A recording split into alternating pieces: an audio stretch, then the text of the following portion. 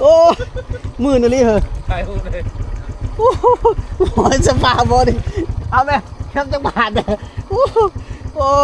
ต้องมีสภาพพี่น้องหายหูด้วยหายหูด้วย ตายแล้วตายแล้วโอ้โหพอดีดิสบานเพิ่นกำลังย่างน่าจะออกไปอย่างสักอย่างแล้วไปไฮไปสวนอยู่ทีมงานของเรากำลังจะเดินทางไปบ้านอีกหมู่บ้านหนึ่งต้องขวามหวยตอนนี้ยังท่านได้ฮู้ว่าบ้านยัง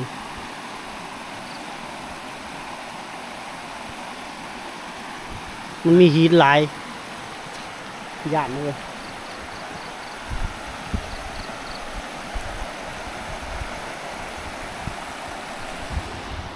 สบายดีเพื่อนพี่น้องยินดีต้อนรับเข้าสู่ช่องปาจอยคนพาเที่ยวเนาะ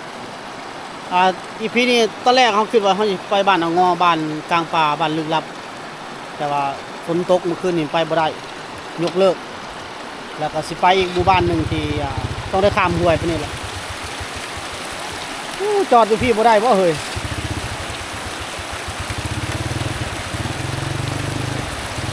ตัวขับไปหน้าเฮ้ยตัวขายาวนะขับได้รถอยู่โอ้ยไปแล้วนะเที่ยวนะครับผู้ขายาวนะนี่ไปตามทางเลยละไปปล่อยไปมีตะกี้หินลายทุกคนเลยไปตามนี่เขาย่านบกล้าครับ เขากำลังตีมันอยากได้เท่านั้นแหละยันแต่มันดักกลางน้ำเนาะไปรถยามหมดมันก็พอ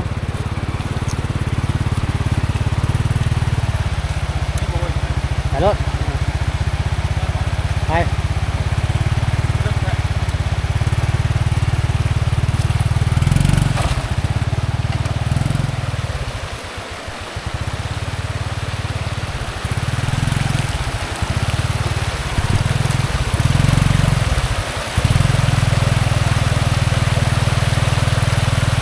ไปเลย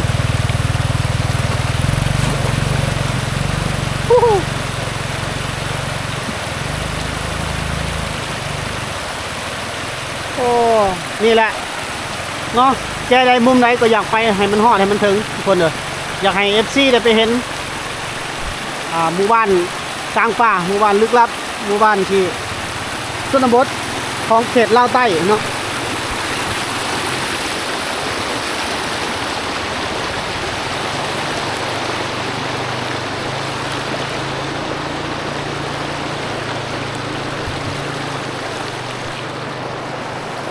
น้ำเนาะ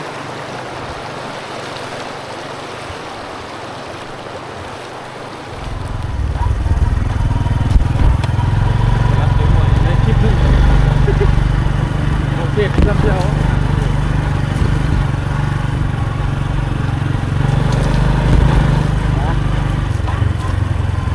ไปห่วยนี่อีกเลยมี2หัวจอดไว้เที่ยวรถใส่บ้านเพิ่มมีไหวเนาะจะพูดตัวนี้ก็บอกว่าตัวโอ้บวกแน่นปะหัวตัวนี้รถขับ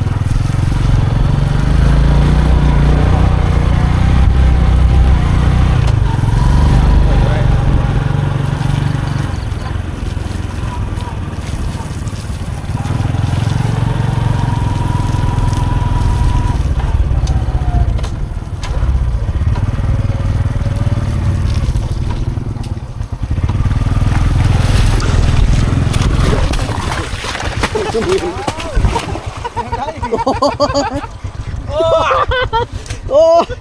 มือนี่เลยเหรอใช่พูดเลยโอ้โหสภาพบอดิเอาไหมครับจังบาทเลยโอ้ต้องมีสภาพพี่น้องหายหูด้วยหายหูด้วยตายแล้วตายครับกระเทือนล้มเลยหายหูนะโอ้ยพาหมุดพาโอ้ดีแหละเสียบวก เพื่อสิไปฮอดไปถึงเนาะ เอาขึ้น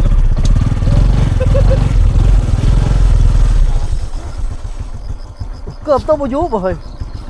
โอ้ยตัวมึง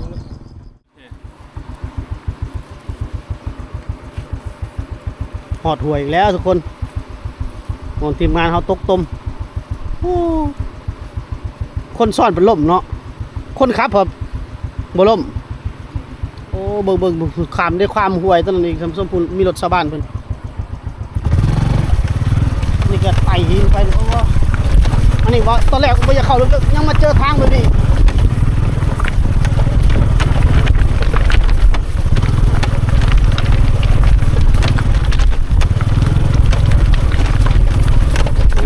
ต้องใส่ความ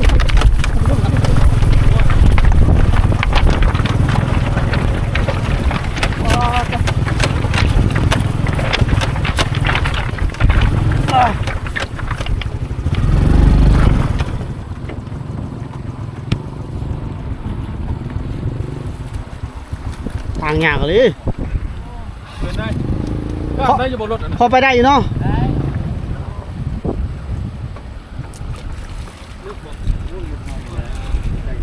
ยังใกล้บ่บ้านนี่ความห่วยไปนี่โอ้จอดนี้ได้บ่เฮ้ยบ่ฮะ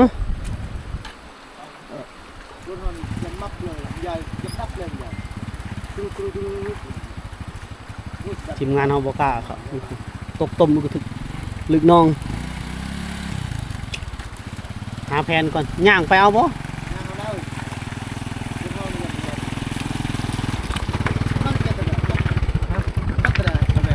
มันเด้ย่างเอายัง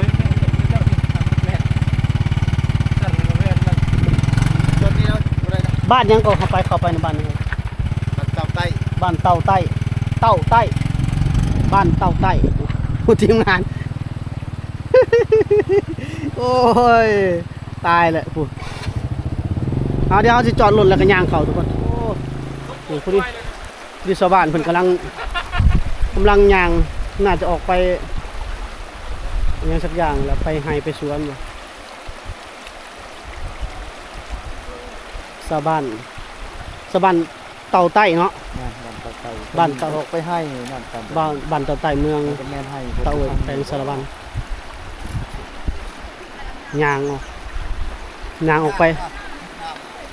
พากันไปใส่เบาไปให้บ่ดิโอ้ไปให้ออกมาทางนี้เนาะ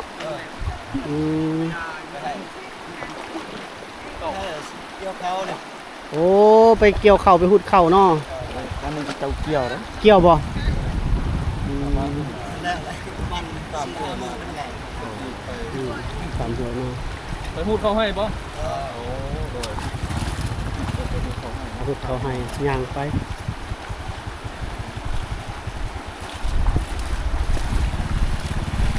ฝนเขาดังก็รถฝนก็ได้จูงเอาเนาะ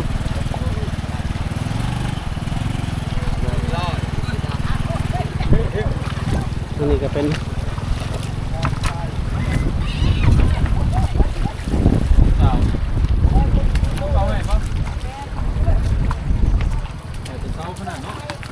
เราไปบ้านนั่นแหละ สองสาวเขาปะโกะพากัน รถไฟฟ้าอยู่นี่นี่ครับอะไรรถไฟอยู่นี่ย่างเอา พากันย่างไปให้เหมือนเป็นภาพบรรยากาศยามเช้าเพิ่นย่างไปให้โอ้ต้องได้ย่างความห่วยไปบัดนี้เนาะเพิ่นเนาะน้ำนี่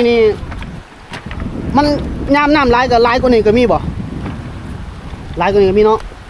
ลายกว่า โอ้เต็มนี่เฮ็ดได้ไปสบัดนี่คันยามน้ำหลายไปได้ไปหายไปได้ ไม่ได้ โอ้ไปบ่ได้บ่มีเรือบ่มีบักบ่ โอ้ยทำไรอยู่เลย น้ำแห้งเนาะโอ้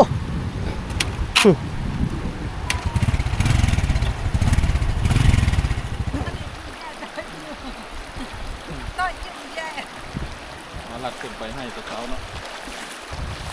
ถ่ายหรืออ่าวล่ะ พูดเขาให้ป่ะ ไปให้บ่ไปให้บ่ เรา ำเข้าใจ ประชดครัว ชัดล่า เออกันเว้าภาษาท้องถิ่นละได้ ครับท้องถิ่นนะ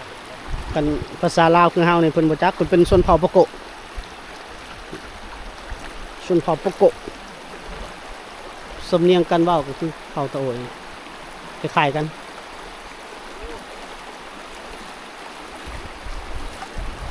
ไปให้บ่พูดเข้า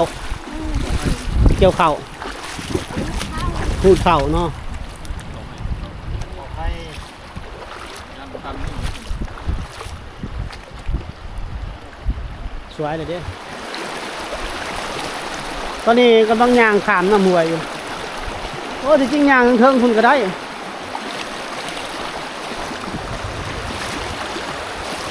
โอ้ออกมาแต่ละทิศนี่มีแต่ทิศโหดๆมันมื่นมันเป็นตะไคร่น้ำจับก้อนหิน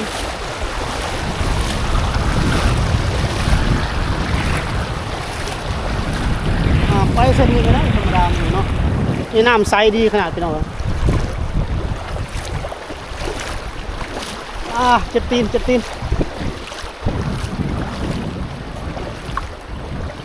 ไปให้บ่ พุดเขา พุดเข่าโอ้ตายรถมาแล้วตาย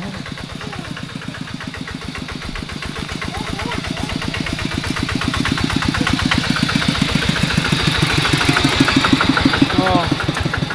ตอกไปแล้วนี่เส้นทางเข้าหมู่บ้านเพิ่นบ้านเต่าใต้เมืองโตยแขวงสารพันยังอีกเมืองโตยแล้วก็เมืองสมวยทุกคนนะแต่ว่าเมืองสมวยนี่คือสิยังบ่ได้ไปทริปนี้พอจบทริปนี้ก็จะกลับแหละ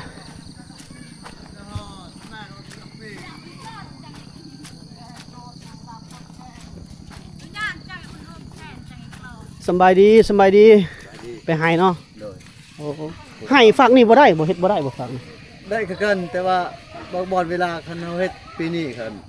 ก็ปีหน้าก็อยู่พูดอีกนั่นน่ะสลับกัน ย้ายไปย้ายมา อร่อยบ่ เอาเลยหมูเป็นยังน่ะ บ่จะครบ โอ้ยฮ่า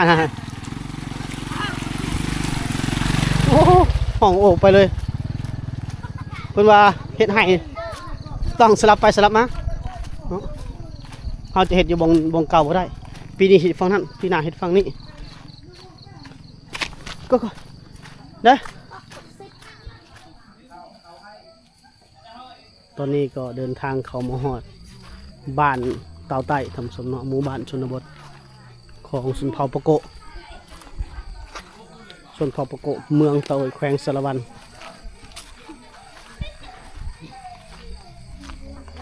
โอ้นี่น่าจะเป็นศาลาน้ำลินเนาะน้ำลาย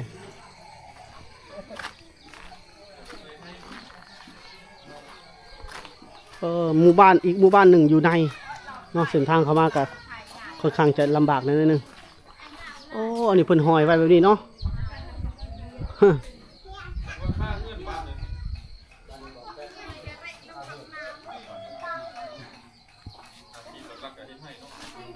ฟังนี่ซัก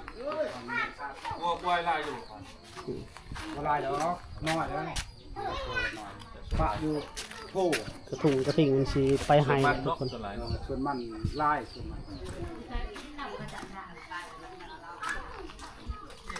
อีกมุมหนึ่งท่านผู้ชมเนาะของหมู่บ้านเต่าใต้ส่วนเผ่าปะโกะเมืองเต่าแขวงสารวันโอ้ด้านหลังเป็นภูเขาเนาะเป็นหมู่บ้านดั้งเดิมเป็นหมู่บ้านชนบทอีกหมู่บ้านหนึง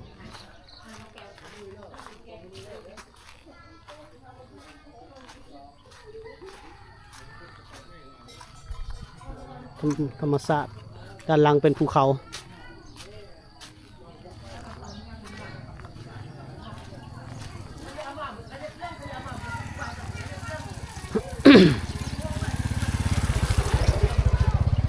เหือนนี่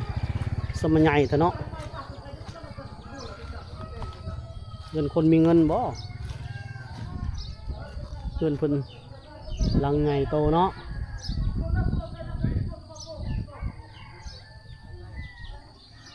นี่ก็น่าจะเป็นเฮือนเก่าเฮือนเดิมเพิ่นเนาะทุกคนตัวหน้าเฮานี่ท่านผู้ชมเนาะเห็นลักบ่ลัก2-3ลักนี่อันนี้คือลักที่เพิ่นเฮ็ดเดินเฮ็ดงานระปืบงานระปืบก็คืองานบุญประจำปีงานนี้สิว่าได้ดีเนาะเฮ็ดบุญหาคนเสียชีวิตทุกคนลานเพิ่นจะมีเฮ็ดแล้วก็มีเสานี่คือเสาผูกงัวหรือเสาผูกตั้งลงศพเฮาอย่าไปตำหรืออย่าไปแตะต้องเด็ดขาดถ้าไปซูนไปตำไปชนมันหยังนี่ผิดคลองเพิ่นแท้ๆเนาะเสียหมูเสียควายผู้ใดควายพุ่นละควายเป็นโตพุ่นละจำผิดเพราะฉะนั้นอย่าเข้าไปแต่ต้องหิดคลองประเพณีของไผของเรา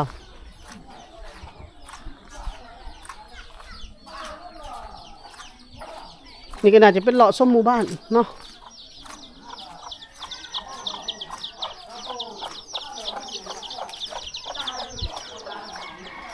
เผากระโดดเลยนะทุกคน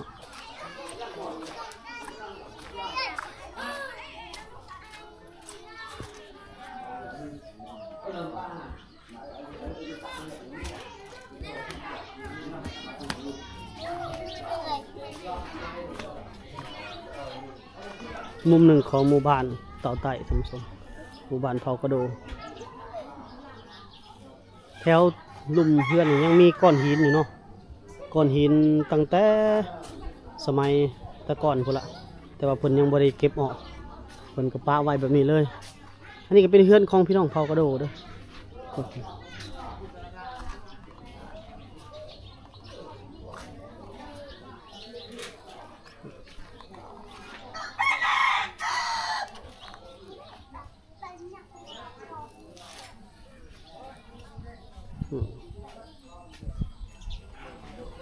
เพิ่นเฮ็ดงานหยังเด้คือว่าคึกคืนแต่เนาะสำบายดีเฮ็ดงานหยังเนาะคือคนหลายแท้เฮ็ดงานมีงานบ่งานแล้ว งานหยังเจ้าง านดอง อันนี้กำลังเตรียมบ่โอ้ กำลังกะเกียม กำลังกะเกียมเนาะมื้อใดมือดองแท้ มื้อนี้ มื้อนี้เนาะมื้อนี้ เป็นต้มไก่ไว้เลย โดยเจ้าเฮือนเจ้าสาวบ่หรือเฮือนเจ้าบ่าวนี่เจ้าสาวเนาะเคยมาจากทางใดเคยบ้านใด บ้านนะกันตีน อ๋อเมืองตะหวยเฮานี่เนาะ แล้วกัน โดยกำลังมื้อนี้มือเกียมดองเนาะ เกียมดอง โดยคือว่าเฉพาะคนยังคึกคืนเนาะต้มหยังพอต้มหยัง ไก่ ต้มไก่เนาะขีดคองก็มีไก่ ไก่หมู หมู แบ แบะ โดยมื้อนี้เพิ่นพี่น้องเผากระโดเพิ่นกำลังเตรียมงานดองงานแต่งเพิ่น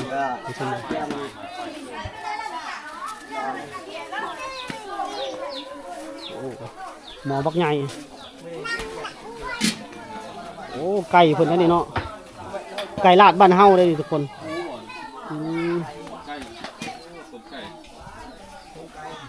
ไก่เนาะ ไก่ แต่ว่าทางนี้แล้วแม่นเคยนี่ไก่ตัวหนึ่งตัวเคยผู้หนึ่งแล้วนะผมเห็น เป็นฮีตของเพิ่นเนาะ เคยมา30 คนแล้วแม่น เฮ็ด10ช่องเข้า10ที่ ฮีต12ของ14เนาะ ไก่เป็นหลักเลย หลายเนาะไก่เนาะ ไก่เป็นชาวป้าย เศร้าไปโอ้นี่ก็แม่นเนาะโอ้นี่ คนเบิ่งว่าเคยนั้นมาหลายกับคาดทุกที่ โอ้ขายเคยกินเนาะ เคยกินกูละโตแล้วเนาะพาเข้าพาละโตบ่